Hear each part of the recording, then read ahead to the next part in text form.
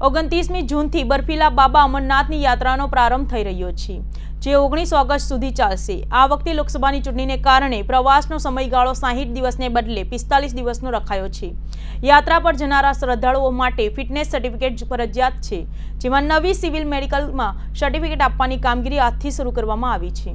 આ વખતે અમરનાથ યાત્રા માટેનું રજિસ્ટ્રેશન 15 એપ્રિલે સોમવારથી શરૂ કરવામાં આવી રહ્યું છે। એક જ દિવસથી ચારધામનું યાત્રાનું પણ રજિસ્ટ્રેશન શરૂ કરવામાં આવશે। જો કે અમરનાથ યાત્રા માટે મેડિકલ ફિટનેસ સર્ટિફિકેટ ફરજિયાત કરવામાં આવ્યું છે। આ સાથે શ્રદ્ધાળુઓને સરકારની ગાઈડલાઈનનું પાલન ફરજિયાત કરવું પડશે।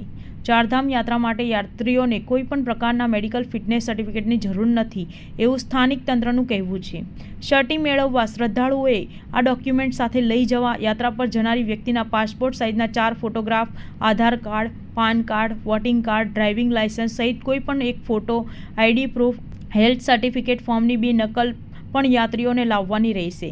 પહેલીવાર અમરનાથ યાત્રા પર જવા ઈચ્છતા દિવ્યાબેને જણાવ્યું હતું કે સિવિલ હોસ્પિટલમાં આજે હેલ્થ સર્ટિફિકેટ માટે આવ્યા છીએ। પહેલીવાર અમરનાથ યાત્રા પર જવાનો અનુભવ કરી રહ્યા છીએ। ખૂબ જ એક્સાઇટમેન્ટ છું। અત્યાર સુધીમાં 400 ટોકન અપાઈ ગયા છે।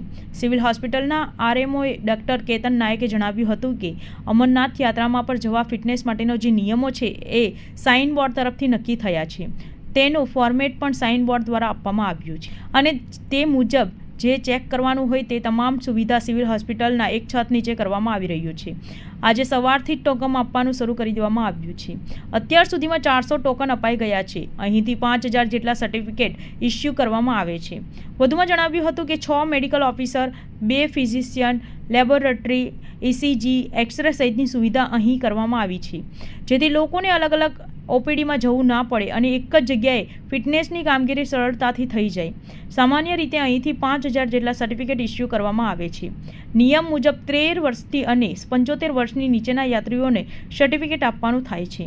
ગર્ભવતી મહિલાઓને પણ સર્ટિફિકેટ આપવામાં આવતું નથી। સાહેબે જણાવ્યું તેમ એક છત નીચે તમામ પ્રકારના ફેકલ્ટીઝ રાખ્યા છે, જેથી medical officer, physician, laboratory, ECG વગેરે તમામ જે શ્રાઇન બોર્ડના ક્રાઇટેરિયા મુજબ ફિટનેસ માટે જે કંઈ કરવાનું થાય છે એ તમામ સુવિધાઓ એક છત નીચે ઓલ્ડ ટ્રોમા સેન્ટરમાં રાખવામાં આવી છે, જેથી યાત્રીઓને અલગ અલગ ઓપીડીમાં જવું ના પડે। એક જગ્યાએથી એનું તમામ કામ પતી સારી રીતે સુચારુ ઢબે થઈ શકે અને એ લોકોને બેસવા માટે પણ સિટિંગ એરેન્જમેન્ટ પણ વ્યવસ્થિત રાખવામાં આવી છે અને પાણી સહિતની તમામ આ ગરમીને કારણે રાખવામાં આવી છે।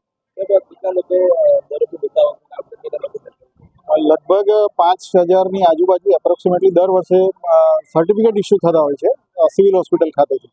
આજે પણ આપણે 500 ટોકનનું આયોજન કરેલું હતું, અત્યારે 400 ટોકન થઈ ગઈ છે।